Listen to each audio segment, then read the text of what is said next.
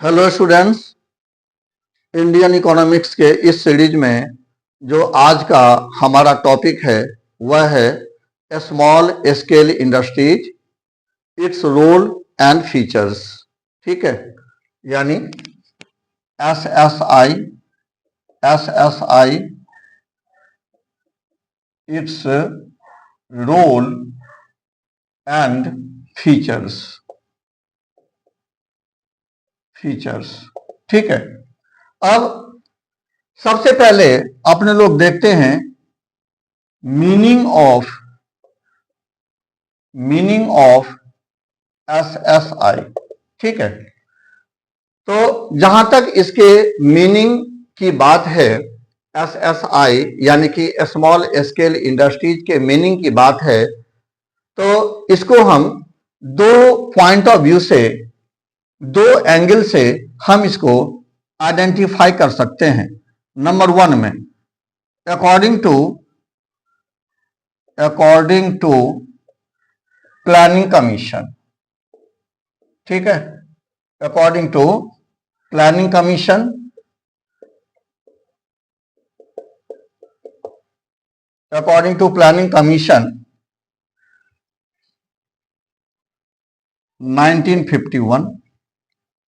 1951 में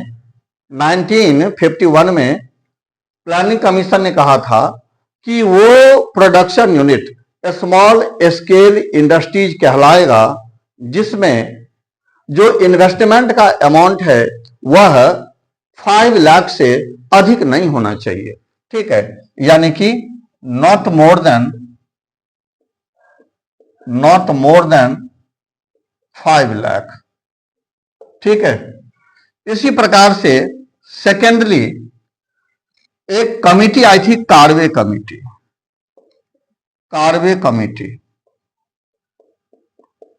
ठीक है, कार्वे कमिटी ये आई थी 1955 में। ठीक है, इन्होंने कहा कि वो प्रोडक्शन यूनिट जिसमें जो इन्वेस्टमेंट होगा, ठीक है, जो इन्वेस्टमेंट होगा वह, यानी investment will be less than 10 crore. ठीक है, less than 10 crore and turnover, annual turnover, ध्यान रखिएगा, and annual turnover should be less than 50 crore. ठीक है, तो जहां पर इस तरह की बात हो, जिस प्रोडक्शन यूनिट में इन्वेस्टमेंट इस तरह से दिखाई पड़े, तो उसको स्मॉल स्केल इंडस्ट्रीज कहा जाता है। ठीक है, मैं आपको फिर से फ्रेश कर दूं, अगर हम 1951 के आधार पर अगर हम इसको डिफाइन करते हैं, तो वो प्रोडक्शन यूनिट जिसमें इन्वेस्टमेंट का अमाउंट 5 लाख से ज्यादा नहीं है, यानी कि उसमें जो लगा हुआ कैपिटल है वह 5 लाख से ज्यादा नहीं है, उसका जो प्राइस है वह 5 लाख से ज्यादा नहीं है, तो वह स्मॉल स्केल इंडस्ट्रीज कहलाएगा। ठीक, अगर हम 1955 के आधार पर कार्वे कमिटी के अकॉर्डिंग अगर हम इसको डिफाइन करें, तो वो प्रोडक्शन यूनिट जिसमें जो इन्वेस्टमेंट है वह अगर 10 करोड़ से लेस है, ठीक है, अगर 10 करोड़ से लेस है एंड उसका जो एनुअल टर्नओवर है वह 50 करोड़ से लेस है, 50 करोड़ से कम है, तो ऐसे प्रोडक्शन यूनिट को हम क्या कहेंगे? स्मॉल स्केल इंडस्ट्रीज कहेंगे। ठीक है, समझ में आ गया आपको? क्लियर? अब आते हैं इसके फीचर एंड रोल की ओर। ठीक है, इसके फीचर्स एंड रोल की ओर चलते हैं अपने लोग, देखते हैं कि इसके क्या क्या फीचर्स हैं। ठीक है, एंड इसका क्या रोल है। ठीक, तो मैं आपको बता दूं कि जहां तक इसके रोल की बात है, यह जो रीजनल इक्वालिटी है या सोशियो इकोनॉमिक इक्वालिटी है, ठीक है, उसको इस्टेब्लिश करता है। इसका थीम पॉइंट ये है, ठीक है। यानी कि जहां तक इसके रोल की बात है, ठीक है, जहां तक इसके रोल की बात है तो आप लिख सकते हैं कि इट establishes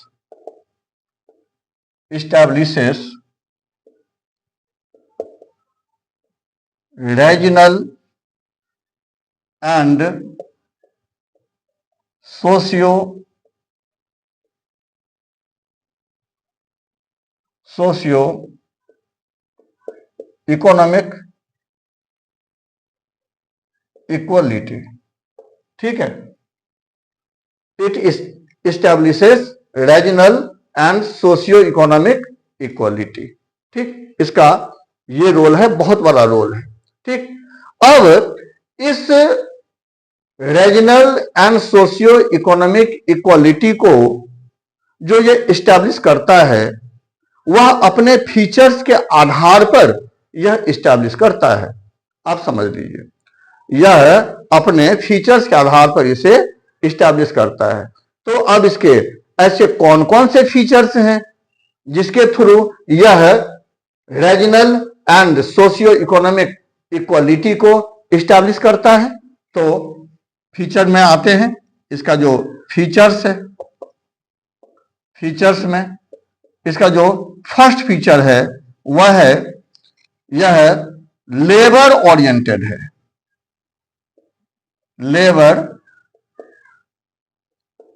यह लेबर ओरिएंटेड होता है, ठीक है। नंबर 2 में लेबर ओरिएंटेड होने की वजह से यह एम्प्लॉयमेंट फ्रेंडली है। एम्प्लॉयमेंट फ्रेंडली, ठीक है। उसके बाद जो नंबर थर्ड है, यह क्या करता है? रीजनल इक्वालिटी को इस्टेब्लिश करता है। रीजनल इक्वालिटी को इस्टेब्लिश करता है, ठीक है। नंबर 4 में इसमें जो इन्वेस्टमेंट का अमाउंट होता है वह बहुत ही स्मॉल होता है, यानी आप लिख सकते हो स्मॉल इन्वेस्टमेंट, ठीक है। तो ये इसके फीचर हैं। अब एक एक करके मैं आपको इसके फीचर के बारे में थोड़ा बता दूं। यह लेबर ओरिएंटेड होता है, ठीक है। कहने का मतलब यह है कि जो स्मॉल स्केल इंडस्ट्री होता है, ठीक है, इसमें ज्यादा से ज्यादा मैन पावर का यूज होता है, यानी कि लेबरर्स का यूज किया जाता है, ठीक है। इसमें मशीन का जो यूज होता है वह बहुत कम होता है, ठीक है। क्लियर? अच्छा, उसके बाद अगर हम सेकंड फीचर पे आए तो यह एम्प्लॉयमेंट फ्रेंडली होता है, ठीक है। एम्प्लॉयमेंट फ्रेंडली होता है, यानी कि अगर लेबर ओरिएंटेड टेक्निक का ये यूज करता है, अधिक से अधिक मैन पावर का यूज करता है, तो इसका मतलब ये होगा कि अधिक से अधिक लोगों को रोजगार इसमें मिलता है, ठीक है। अधिक से अधिक लोगों को रोजगार मिलता है, सही है। अच्छा, अगर हम थर्ड की बात करें, रीजनल इक्वालिटी, ठीक है, तो अब सवाल उठता है कि यह रीजनल इक्वालिटी को भाई कैसे एस्टेब्लिश करता है। तो मैं आपको बता दूं कि अगर आपको लार्ज स्केल इंडस्ट्रीज अगर आपको सेटअप करना हो, शुरू करना हो, तो इसके लिए उस एरिया को सेलेक्ट किया जाता है जहां रॉ मटेरियल बहुत बड़ी मात्रा में मिलता है, ठीक है। जैसे आप Tata iron and steel company को ले लीजिए, यह वहां इस्टेब्लिश किया गया है जहां पे आयरन एंड कोल माइंस बहुत बड़े मात्रा में पाए जाते हैं, ठीक है। क्लियर? यानी जो लार्ज स्केल इंडस्ट्रीज है उसको सभी जगह आप इस्टेब्लिश नहीं कर सकते, ठीक है। लेकिन जो स्मॉल स्केल इंडस्ट्रीज है यह सभी जगह आप इसको इस्टेब्लिश कर सकते हैं, ठीक है।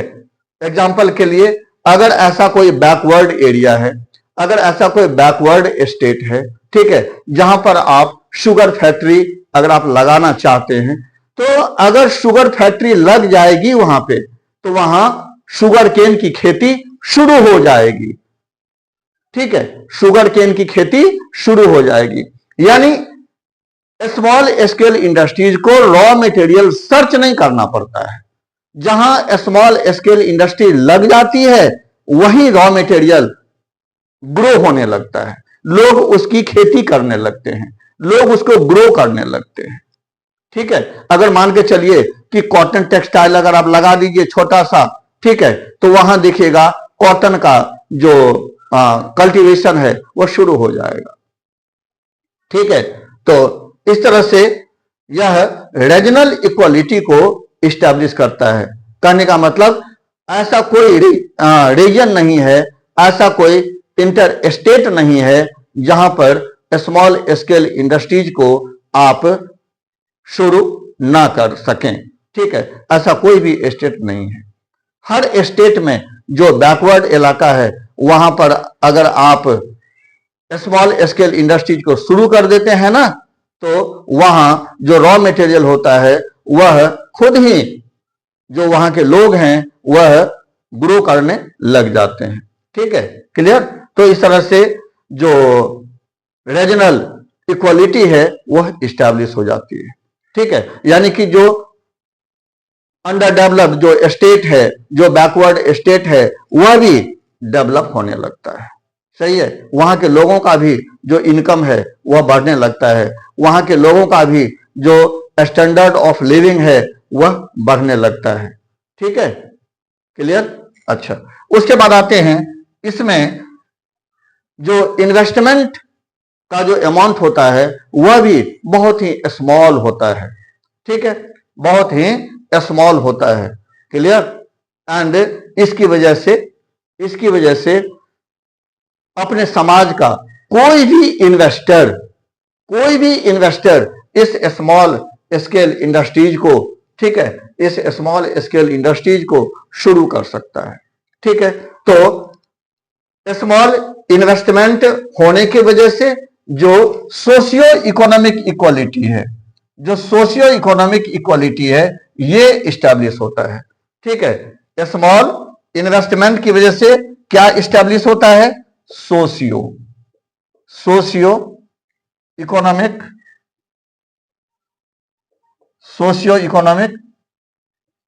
इक्वालिटी।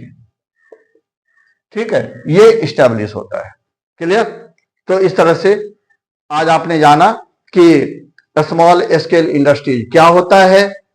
ठीक है, इसको कैसे आइडेंटिफाई किया जाता है, इसको कैसे डिफाइन किया जाता है, उसके बाद इसका क्या रोल है, एंड उसके बाद इसका क्या फीचर्स है। ठीक है, तो इस तरह से इसको बढ़िया से तैयार करिए। ठीक है, मुझे उम्मीद है कि बोर्ड में आप इसको जरूर लिखेंगे। ठीक है, बिल्कुल। एक चीज समझ लीजिए, मैं आपको बता दूं, अब मैं बीच में आ रहा हूं आपके, मैं उसी वीडियो को अपलोड कर रहा हूं मेरे प्यारे दोस्त, जिसकी इस बार, ठीक है, इस बार एग्जाम में ज्यादा प्रोबेबिलिटी है। जो कमिंग एग्जाम है आपके बोर्ड एग्जाम, उसमें ज्यादा प्रोबेबिलिटी है। मैं उसी वीडियो को आपके लिए अपलोड करके भेज रहा हूं, तो किसी भी वीडियो को आप इग्नोर ना करिए। ठीक है। अब मैं एक चीज और दूसरी चीज मैं बता दूं कि इस वीडियो के सीरीज में मैक्रो का जो सीरीज है, ठीक है, यह तो इंडियन का सीरीज है, मैक्रो के सीरीज में 50 वीडियोज शुरू के ऐसे हैं जिसमें मैं आपके सामने नहीं हूं, स्क्रीन पे नहीं हूं। ठीक है, लेकिन वो वीडियो भी जो है वह बहुत ज्यादा इंपॉर्टेंट है। ठीक है, तो उसे भी देखा करिए। मैं वैसे कोशिश कर रहा हूं कि जिसमें मैं स्क्रीन पे नहीं हूं उस टॉपिक को एक बार फिर से मैं आपको रिवाइज करवा दूं, मॉडिफाई करवा दूं। ठीक है, तो उस पर भी मैं आपके लिए वीडियो बनाऊंगा। ठीक है, तो चलिए फिर मिलते हैं अपने लोग दूसरे वीडियो में दूसरे टॉपिक के साथ। तब तक के लिए जय Hind, Vande Mataram, all the best.